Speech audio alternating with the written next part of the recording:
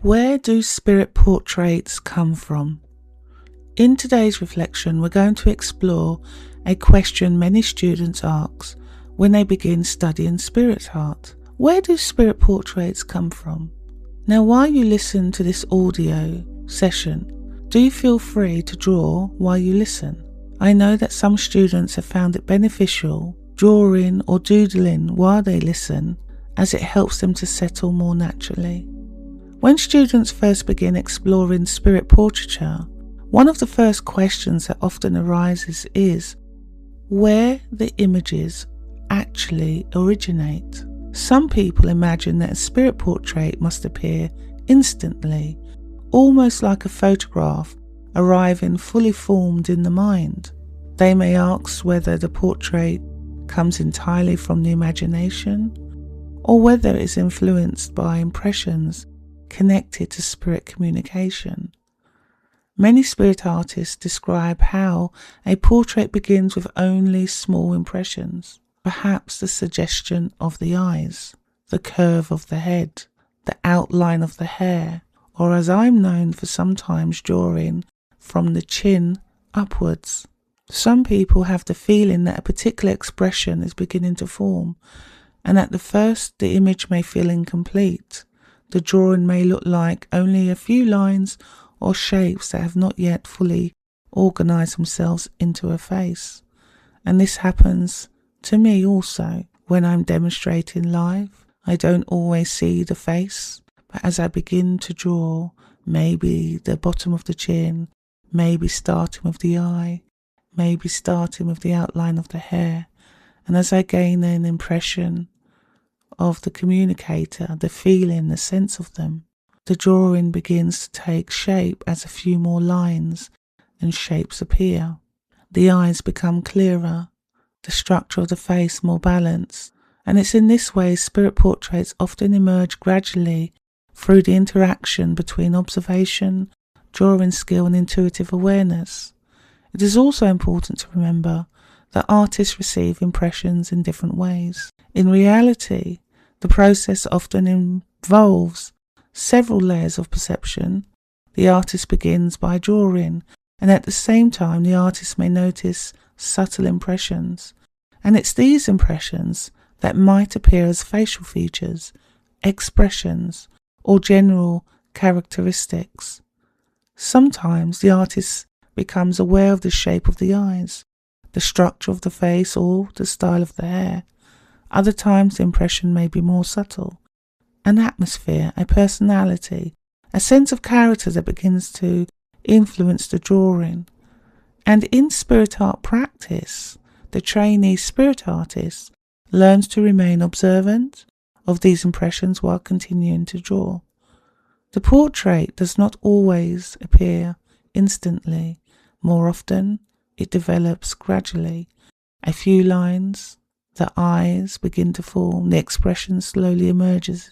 And as the drawing continues, the portrait often becomes clearer. And so for many trainee spirit artists, the most important skill is patience. So rather than forcing the drawing towards a predetermined outcome, you should allow the portrait to unfold stage by stage, step by step, or as my students are known in my teaching style, is layer by layer. This approach helps any artist to remain calm and attentive. It also allows the drawing process to remain natural rather than pressured. And over time, students often notice that their awareness becomes more refined.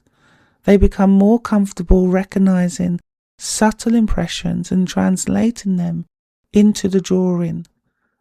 The portrait becomes not just an image, but a process of observation and response.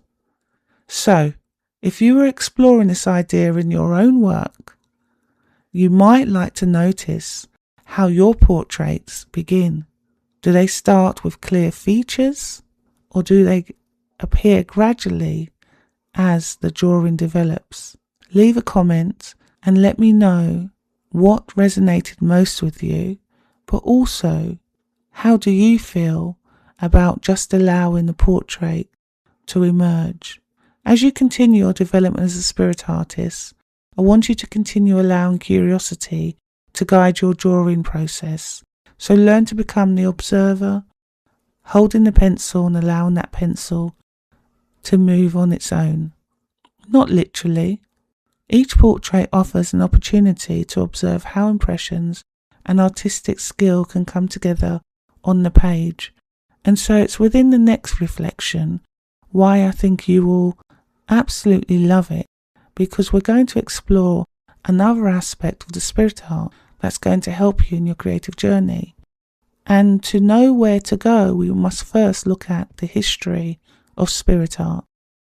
For one of the most important lessons that I tell students, it's so important that they understand the history, because it's like learning how to do something new, but you have no foundation knowledge on how it actually started.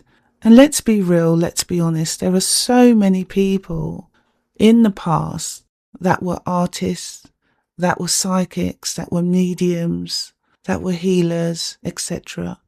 Some people stay in one lane, so you'll have people who just do mediumship, the demonstration, the private sittings. That's all they'll do. They'll do touring, they'll do theatres, they'll do shows, etc.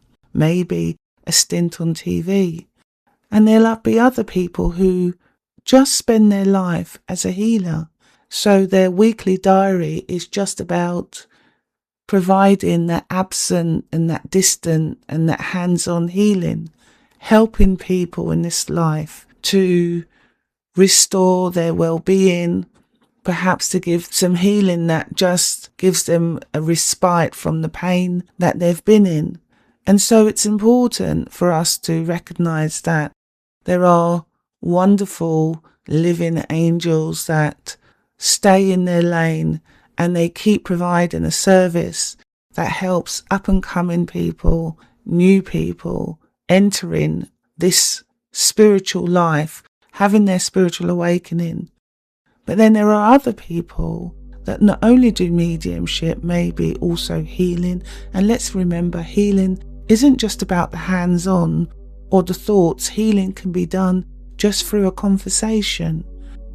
By having a conversation, by speaking words can really help to bring clarity to someone's mind.